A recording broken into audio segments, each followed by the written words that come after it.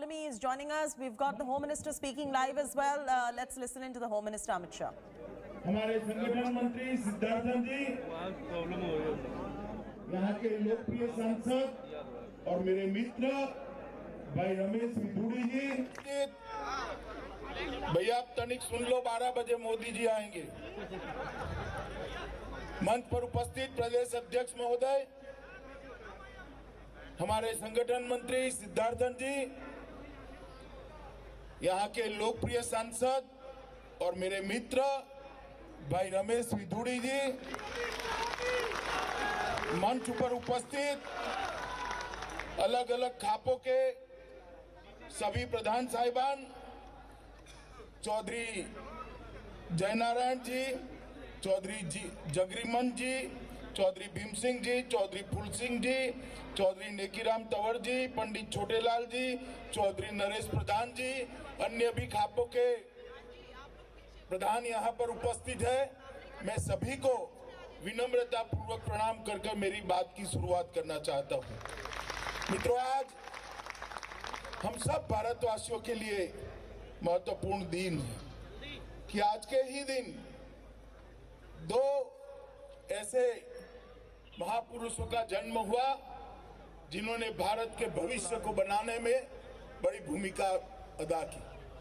एक तो हमारे पूर्व प्रधानमंत्री, देश भर में आज भी श्रद्धेय अटल जी को नाम देते ही उनकी ओजस्वी वाणी हमारे स्मरण पर आती है।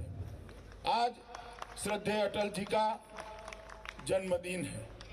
और दूसरा, भारत रत्न महामना मालवीय जी, मदन मोहन मालवीय जी, देश की आजादी के आंदोलन के बहुत बड़े नेता तो रहे, परंतु बनारस विश्व हिंदू यूनिवर्सिटी बनाकर उन्होंने भारतीयता और हिंदू दर्शन शास्त्र को एक लंबी आयु प्रदान करने का काम किया।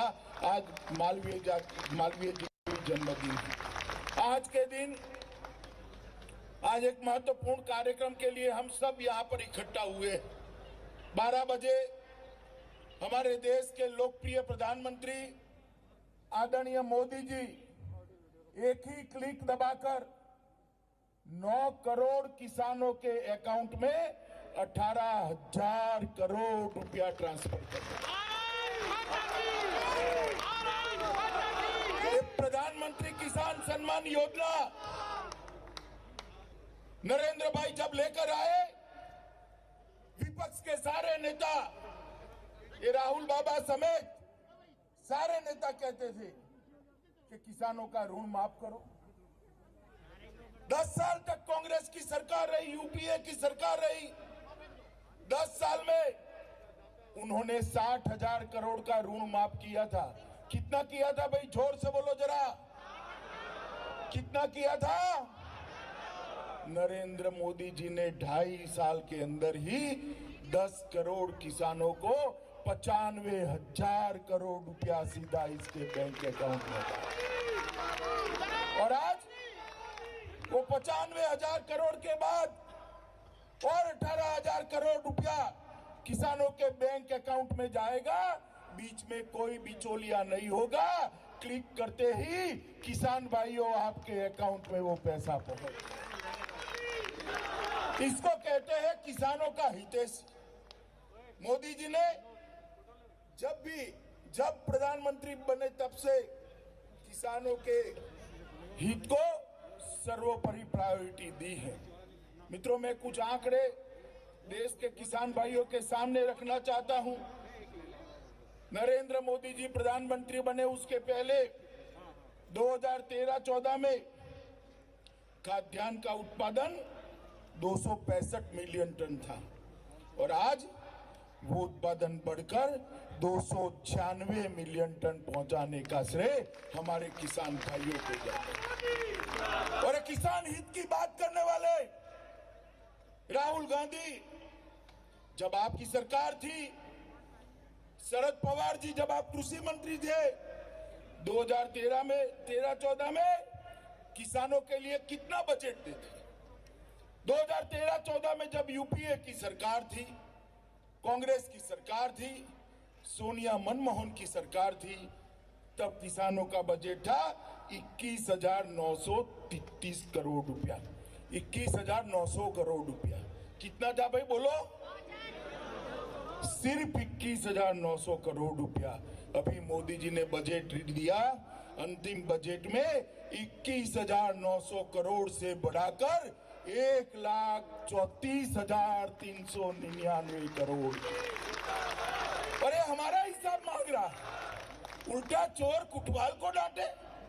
अरे भाई, आप किसानों को सिर्फ 21,000 करोड़ रुपया देते थे, मोदी जी ने इतने कम समय में 21,000 करोड़ में बढ़ोतरी करते करते करते करते 1,34,400 करोड़ रुपया तक पहुंचा है। मित्रों, एमएसपी की बात करते हैं। मैं आज किसान भाइयों को, देश भर के किसान भाइयों को कहना चाहता हूं, विपक्ष के नेताओं के पास कोई मुद्दा नहीं, एक कोरा झूठ फैला रहे हैं कि एमएसपी बंद होने वाली है। प्रधानमंत्री ने स्पष्ट कर दिया है। आज मैं फिर से स्पष्ट करना चाहता हूं किसानों के सामने, एमएसपी थी, है और हमेशा के लिए रहने वाली। और कम से कम यूपीए वालों को एमएसपी के लिए बोलने का अधिकार नहीं है। सालों से किसान की मांग थी कि एमएसपी का दर, अपना जो खर्च है कृषि उपज का, उससे 50% होना चाहिए, 1.5 गुना ज्यादा होना चाहिए। मित्रों, मांग थी या नहीं थी? बताओ, थी या नहीं थी?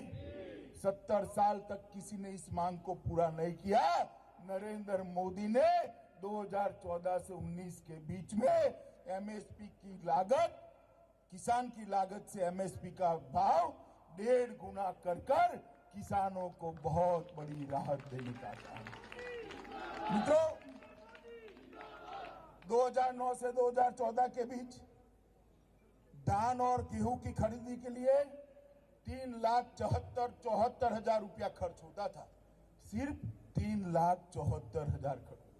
ये जो बात करते हैं किसानों के हित की, मैं उनको पूछने आया हूं, आप जब शासन में थे क्या करते थे? 3,74,000 करोड़ रुपया खर्च करते थे।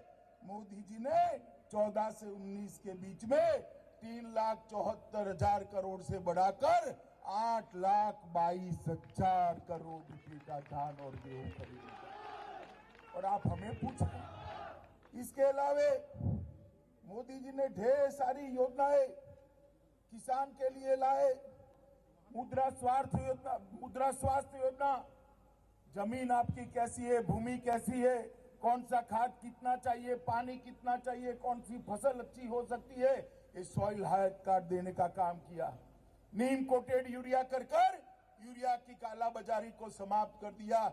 मुझे बताओ भाइयों बहनों, उत्तर भारत में पूरे रबी हो या खरीफ यूरिया के लिए लाठियां भांची जाती थी। कभी भी यूरिया की लाइन देखी है क्या? सब जगह यूरिया मिलने लगी क्योंकि नीम कोटेड करने से कालाबाजारी बंद। 1,000 मंडियों को ऑनलाइन जोड़कर देश भर सबसे ज्यादा भाव मिले, इसके लिए काम किया। प्रधानमंत्री फसल बीमा योजना 6.5 करोड़ से ज्यादा किसानों को दी।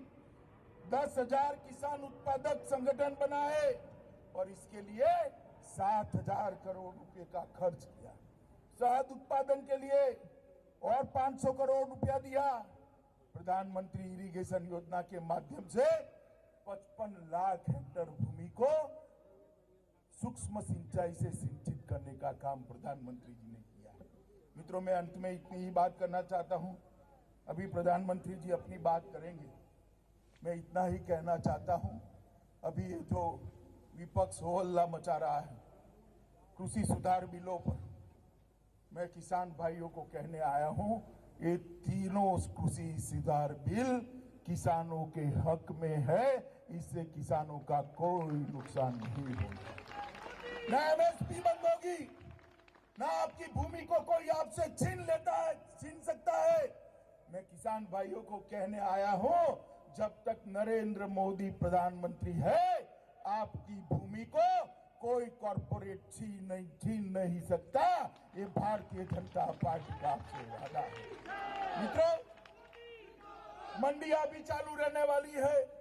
एक कोरा झूठ फैलाते हैं कि मंडियों को बंद कर देंगे। मैं पूछना चाहता हूं विपक्ष के नेताओं को, कौन सा प्रावधान आपको बताता है कि मंडी बंद करने वाली है? अरे हिम्मत है तो आ जाओ, मैं रमेश उजुड़ू को चर्चा के लिए भेज दूंगा, वो बता देगा कि मंडियां बंद नहीं। मित्रों, कोरा झूठ फैलाएगा। ये जो सुधार मोदी जी लेकर आए हैं 2001 में शंकर लाल गुरु समिति ने दिया, 2001 में मोन्टेक सिंह आहलूवालिया जो सरदार मनमोहन सिंह के बहुत प्रिय थे, इन्होंने दिया, शरद जोशी टास्क फोर्स ने दिया, 2003 के मॉडल एपीएमसी एक्ट में आया, स्वामीनाथन कमीशन की रिपोर्ट में भी है, और शरद पवार जी के समय में जो समिति बनी इसने भी इसी को आगे बढ़ाया है। महाराष्ट्र के अंदर ये प्राइवेट मार्केट शरद पवार जी ने कब के कर दिए, और अब ये रुदालियों की तरह रोना शुरू किया है, क्योंकि देश की जनता ने उनको निकाल दिया है। देश की जनता ने अपने दिल में से उनको निकालकर नरेंद्र मोदी को। तो किसानों के नाम पर ये जो कोहराम देश में मचा है, कुछ जगह पे मचा है, देश भर के किसान शान से फोन कर हमारे कृषि मंत्री नरेंद्र सिंह जी का समय लेकर मिलने जाते हैं, और ये तीनों अध्यादेशों को, तीनों कानूनों को अपना समर्थन देते हैं, क्योंकि ये जानते हैं कि किसानों के हित में। फिर भी अगर किसान संगठनों को लगता है, विपक्ष की बात छोड़ दो, उनका तो राजनीतिक स्वार्थ होता है, मगर किसान संगठनों को लगता है कि कानूनों के एक प्रावधान से किसान का भला नहीं होता है, तो सरकार खुले मन से इनके साथ चर्चा करने के लिए तैयार है। आप आइए, कानूनों का प्रावधान लेकर आइए, उस पर बहस करिए। अगर किसान विरोधी कोई भी प्रावधान है तो नरेंद्र मोदी सरकार इस पर खुले मन से विचार करने के लिए तैयार है। मगर ये पूरी विपक्षी पार्टियां किसानों के नाम पर अपना उल्लू सीधा करना चाहती है। मित्रों, 2014 और 19 में 30 साल के बाद एक गठबंधन सरकारों का दौर समाप्त कर मोदी जी को पूर्ण बहुमत किसानों ने दिया है। और That's Amit Shah right there, going on to say how Prime Minister Narendra Modi is a true well-wisher of the farmers. Next, the Prime Minister is going to be addressing the farmers. Prime Minister is going to be releasing the PM Kisan installment to 9 crore farmers in just about a bit. Listen into Amit Shah once again. सिद्ध कर ही हम चैन से दम लेंगे, इतना वादा कर मेरी वाणी को विराम देता हूँ। अभी मोदी जी आएंगे, हम सबको संबोधित करेंगे। हम सब अपनी अपनी जगह पर बैठकर मोदी जी के संबोधन को ध्यान से सुने और देश के हर किसान तक पहुंचाए। यही अभ्यर्थना। भारत माता की।